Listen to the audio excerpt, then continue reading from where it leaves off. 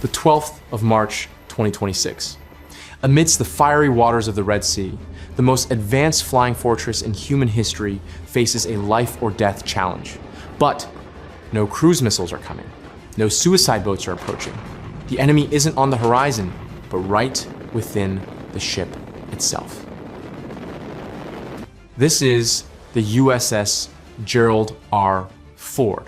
$13 billion, 5,000 people, and a defense system capable of stopping an entire nation. But all of that collapsed before a seemingly insignificant fire in the laundry room. An unassuming incident pulled an entire American strategic system out of the war against Iran at the most critical moment. Why did a seemingly invincible fortress surrender to a cloud of smoke? What truly brought down the USS Ford? Was it the fragility of future technology or a physics flaw that money couldn't fix? And most importantly, why did an aging veteran become the only key to keeping this war from collapsing?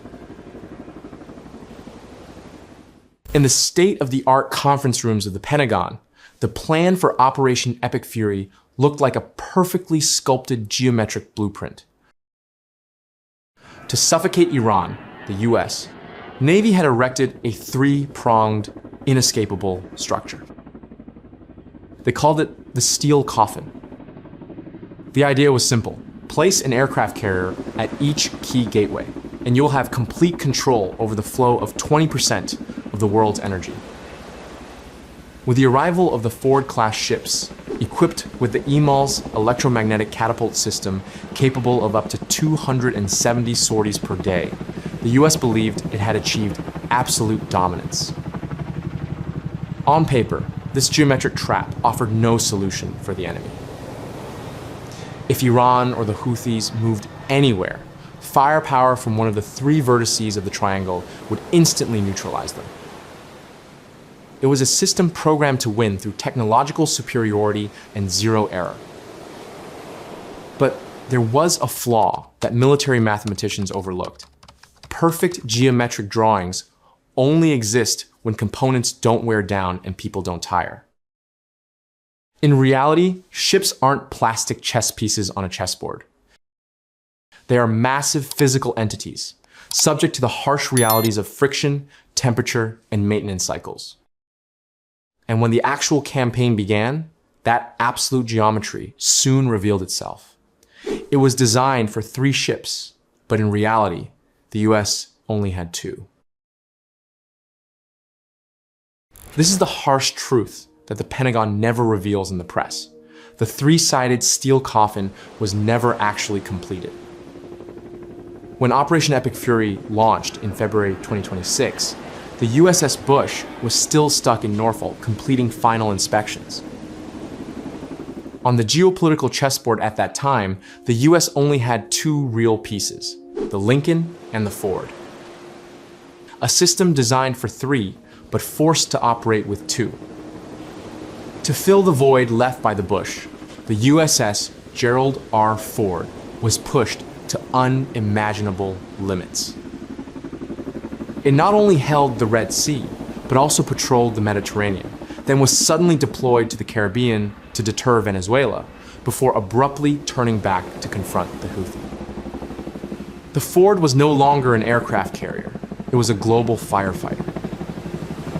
For 9 months, the ship performed the workload of 2 fleets combined, without a single day of rest to reset its systems.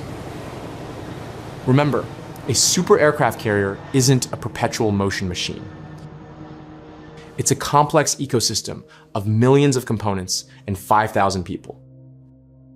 When you stretch a system beyond its design limits, physics starts to speak. The Ford wasn't defeated by Iranian weapons. It's falling apart from the inside as it's trying to prop up a fragile geometric structure that it shouldn't be supporting on its own. The price of maintaining the illusion of power is about to be paid. In the military, there's an invisible enemy that no Aegis system can intercept: time. Every supercarrier operates on a deploy, operate, reset cycle. Every 6 months, the ship needs to be brought back to port to breathe, so engineers can tighten every screw and the crew can reunite with their families. But with the USS Gerald R, Ford, that cycle was shattered. 283 consecutive days at sea without a single proper maintenance check. Time isn't just wearing away the paint, it's eroding the very structure of a $13 billion empire. Imagine the pressure on 5,000 people living in a sealed steel box, operating a nuclear reactor, and hundreds of sorties every day in the Middle Eastern heat. When a deployment lasts from 6 months to 9 months with no clear end date, the biological rhythm is disrupted. Concentration waned, and small mistakes began to appear. In the environment of an aircraft carrier, a small human error can lead to a chain reaction disaster. The ship continued to operate, but its soul, the crew, had reached its breaking point. Not only the humans, but even the support systems began to malfunction. Pumps ran overtime, water filtration systems clogged, and electrical wiring overheated from continuous high-intensity operation. We often only look at the missiles or aircraft, but the combat effectiveness of an aircraft carrier actually lies in its ability to maintain the most basic services: food, shelter, and laundry. When these mundane systems begin to crack under the pressure of time, that's when the ship becomes most vulnerable. The truth is, the system failures had begun months before the fire broke out. The fire in the laundry room was not a random accident. It was the final act of defiance from a physical entity that had been exhausted. Ford did not fall because of enemy fire. It fell because it was forced to fight against the laws of time, a battle no ship in history had ever won. Let's look at this core difference. The USS Ford was a digital leap forward. It replaced the traditional steam catapult with EMALS, a software-controlled linear induction motor system. This allowed for smoother, faster, and more accurate aircraft launches.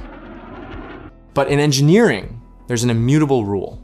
The more interdependent components there are, the greater the probability of a chain reaction of errors. The Ford is a perfectly digital network, but it's also a sensitive domino effect.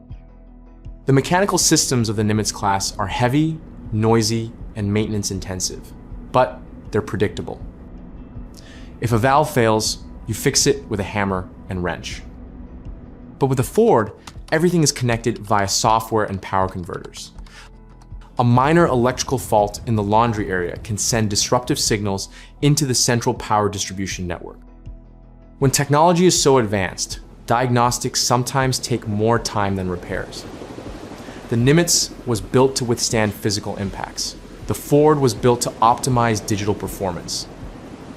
The Pentagon traded mechanical simplicity for digital complexity. They raised the Ford's performance ceiling to an unimaginable 270 flights a day. But they inadvertently lowered its stability floor. For the first 6 months, the Ford was an unrivaled masterpiece. But by the 9th month, when the electronic components began to fatigue and there was no time to reset the software, the system began to self-destruct. A small failure in a seemingly insignificant link could cripple a $13 billion entity. The fire started at 11 p.m. on March 12. There was no loud explosion, just a small spark stemming from the accumulation of millions of lint fibers in the laundry area. After 9 months of non-stop operation, the ventilation system was overloaded and a small short circuit became the perfect spark. Normally, this would be an incident any Nimitz-class ship could handle in 15 minutes. But for the USS Ford, it was the final straw that broke the camel's back. The problem wasn't the fire, but the smoke and the overload. The Ford's digital ventilation system, designed to optimize airflow, had become a highway for toxic smoke to spread throughout the ship. More than 600 sailors lost their sleeping quarters immediately. sensitive substations were covered in soot, causing a series of false alarms on the central control system.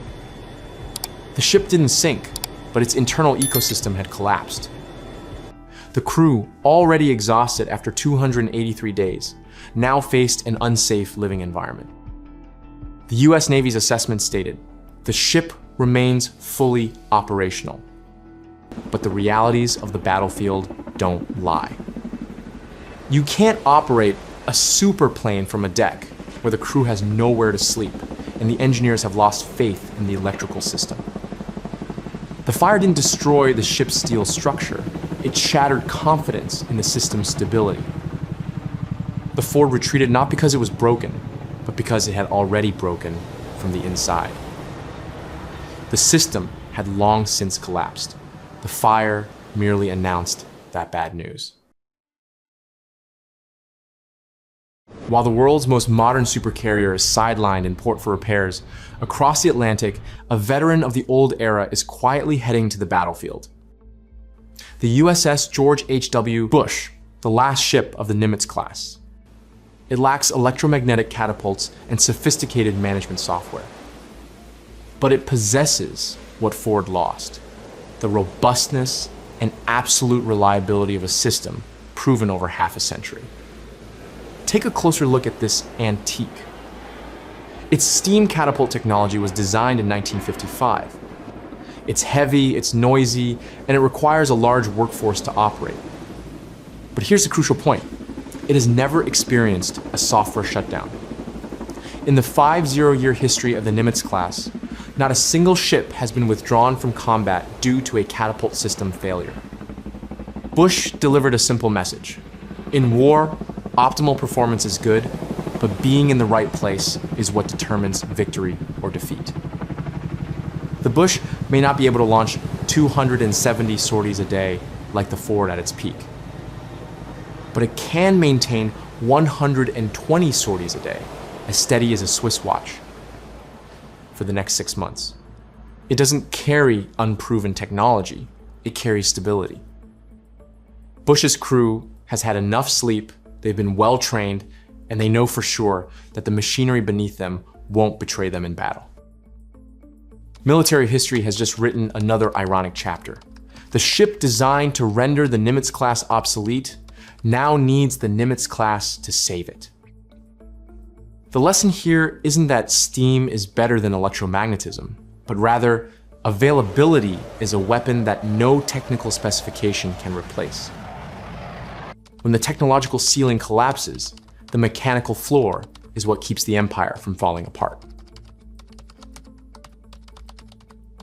In the mathematics of war, 1 + 1 doesn't always equal 2. As the USS Ford withdrew, and the USS Bush was still thousands of nautical miles away, the steel coffin structure that America had painstakingly built suffered a fatal blow. 19 days. That's the time it took for the triangle at the apex of the Red Sea to be wiped out. And in the world of asymmetric forces, 19 days of absence isn't a temporary respite, but an invitation to fire. Look at this number, 1,800 nautical miles. That's the distance from the Eastern Mediterranean to the throat of Bab el-Mandeb. When the Bush arrives, it will only be able to fill the position to the north. No F-18 or F-35 can continuously patrol at a distance 3.5 times its standard operational radius. The Ford's withdrawal left the world's busiest strait undefended. A worst-case scenario unfolded. The US had ships to the east, ships to the north, but the heart of the oil route had stopped beating. History records that just 3 days before the USS Bush left Norfolk, Houthi forces in Yemen launched their biggest attacks since the start of the campaign. Why?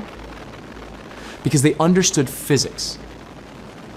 They knew that when the enormous shadow of the Ford disappeared, the skies were no longer off limits. The absence of an aircraft carrier is a green light for any escalation. Deterrence isn't about how many missiles you have in your arsenal, but about whether the enemy can see you on their radar. 19 days without the super aircraft carrier proved a harsh truth. Presence is deterrence. Absence is an invitation. The US didn't lose to Iran on the battlefield of firepower, but they lost the battle of presence. A laundry fire inadvertently opened the door that Tehran and the Houthi had long coveted. The price paid for those 19 days of emptiness was not just attacks on ships, but the collapse of an order that the US had promised to protect at all costs. Let's look at the whole picture again. Iran didn't need to launch a cruise missile to take down the USS Gerald R. Ford. They didn't need to sink it because the American system had already collapsed from the inside. This is a painful truth for the Pentagon. Their greatest enemy at Hormuz wasn't the IRGC Revolutionary Guard, but the overstretching of a plan with no contingency plans. We're often mesmerized by numbers about firepower, Mach speed, or the number of aircraft launched. But in a war of attrition, only one number truly matters: endurance. The US designed a masterpiece to win lightning battles, but they threw it into a war of endurance. When you force a $13 billion ship to do the work of 2 other ships for 9 months, you're not demonstrating strength, you're gambling with physics, and physics never compromises. The collapse of the absolute geometry system wasn't due to an adversary breaking it. It disintegrated on its own, lacking what strategists call endurance.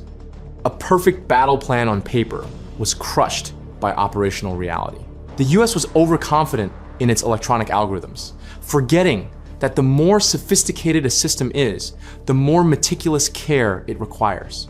When you neglect maintenance in exchange for a forced presence, you're creating a vulnerability that the enemy can exploit without firing a single bullet.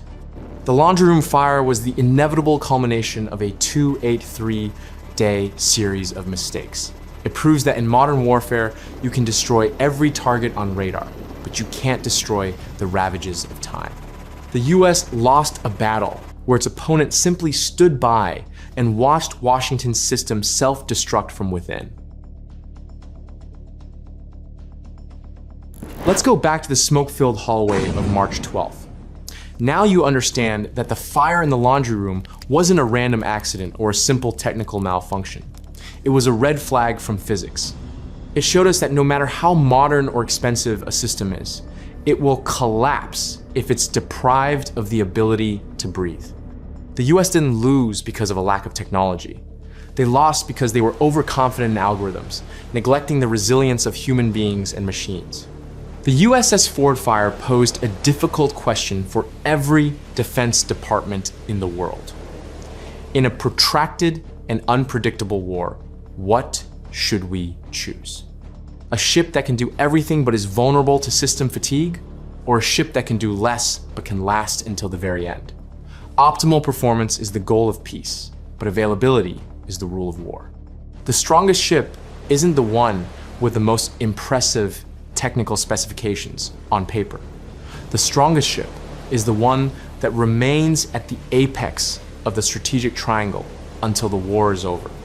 The USS George H.W. Bush doesn't go down in history as a replacement, but as a testament to the value of resilience. When the future is obscured by toxic smoke, it is the legacy of the past that keeps the world order from collapsing. War doesn't ask how strong you are. It asks how long you can endure. I'm Navy Codex. Thank you for deciphering this strategic document with me. And you? Will you choose a masterpiece or a veteran for your war? Leave your opinion in the comments. Don't forget to subscribe so you don't miss the solutions to the next hot topics. Goodbye.